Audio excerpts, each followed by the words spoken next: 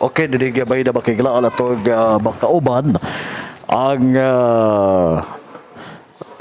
kining magtiayon, no? Doon sila yung mga anak o problema nila ilang pamasahe padulogad to sa Manila o ang DX dili Operation Tabang gihatagan din sila og ticket palarga gadto sa Manila agig pagtabang ani nila the stranded din sila, no, diri sa Dakbayan sa Ozabis o gikan pa rin sila sa kinigatog Pitugo, no, sa Buanga del Sur area o nagdool sila diri sa tuwa sa Operation Tabang aron nga pamasin nga matabangan, no, sa DX diri Operation Tabang. Ato makauban si Joseph Gismondo ining bayna ang amahan, no, nandun sila yung mga anak ato makauban og pila na mo katuig diri na stranded, no, since 2021 kung ako na sabtan, sir. Okay, dito na ha. Ako ihatag dito ang kuitsa. Itong ginabiyo, dinigabay na. Ako ihatag ang microphone ni Sir Joseph Gizmodo. Sir Joseph.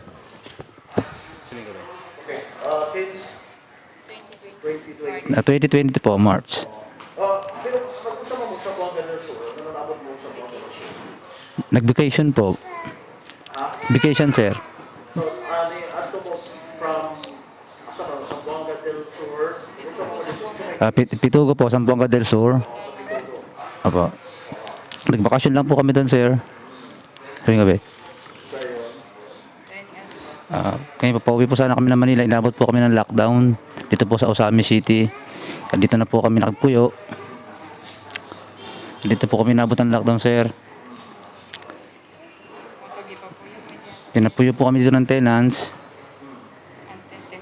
Temporary lang po. Okay. So, asa man napita sa Pitugo ang demolition?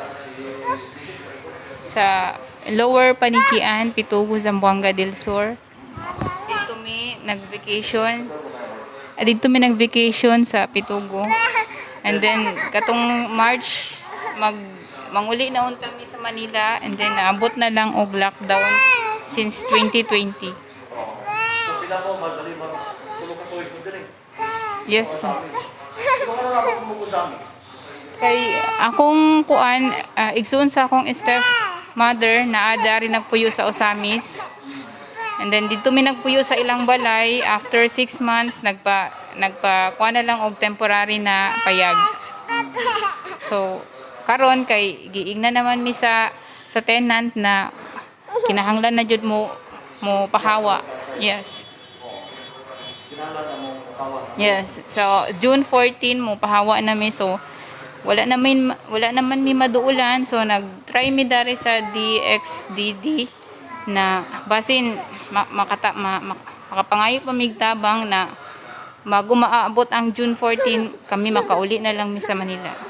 Okay. So, taga Manila ni si Mr. Pino. Yes, sir. Asa napita sa Manila mo? Sa Laguna po, sir. Kalawan, Laguna po.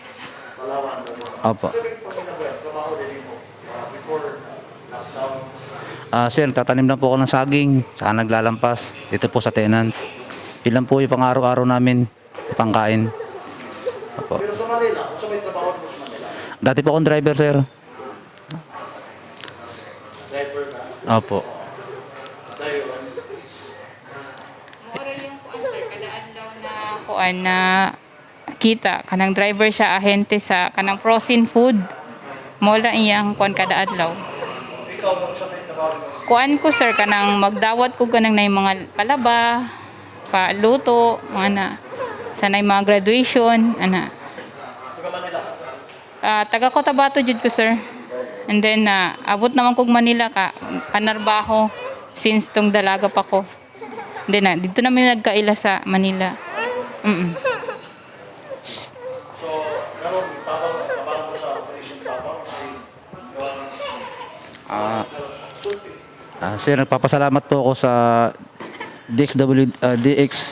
DXDD at bigyan po kami ng pantiket. Maraming pong salamat sa inyong lahat. Okay, mali mo mga anak mo. Opo. Tulo ang 3 po, sir. nasa bala na billion, sir. So, Dili, sa may inyuhang paginawa dito, sa may pakot pa niyo, uli mo sa inyuha dito, sa inyuha yun.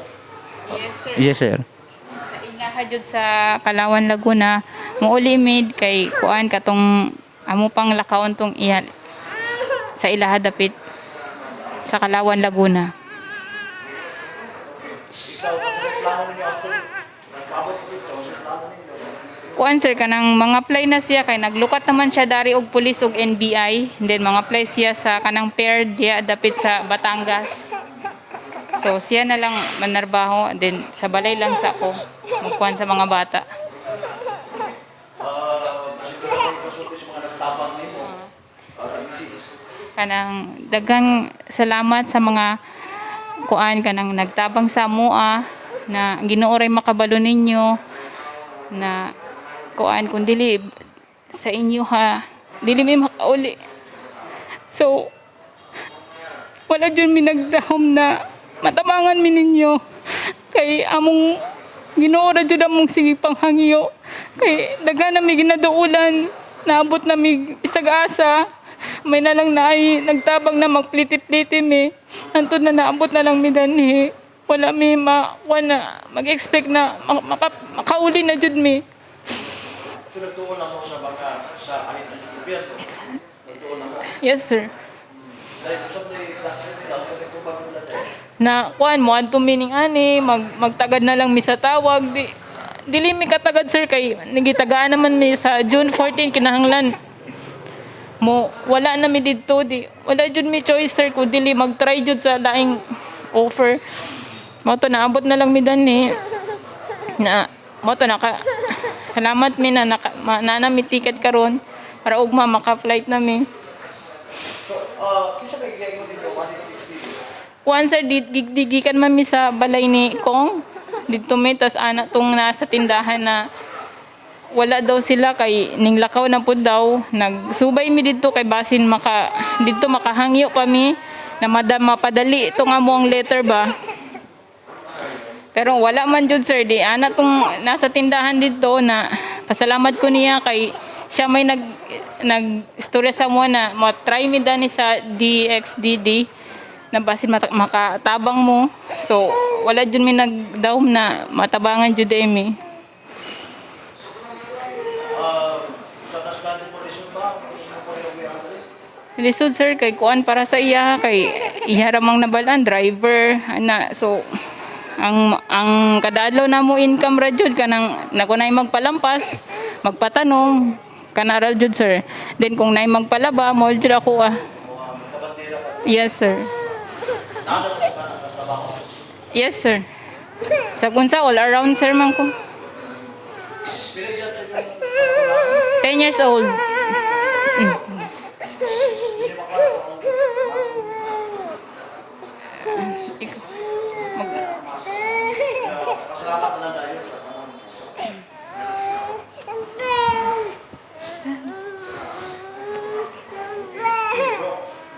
Pasalamat na lang sa mga nagtabang ninyo sa Malaysia. Nagpapasalamat po ako sa inyong lahat, sir, dito sa DXDD at bukas po makakauwi na po kami ng Manila. Maraming pong salamat sa inyong lahat.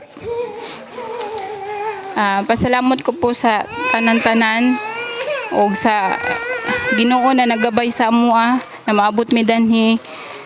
Ginoo ra jud na makabalo sa inyo ha tanan. Salamat kaayo. Yes.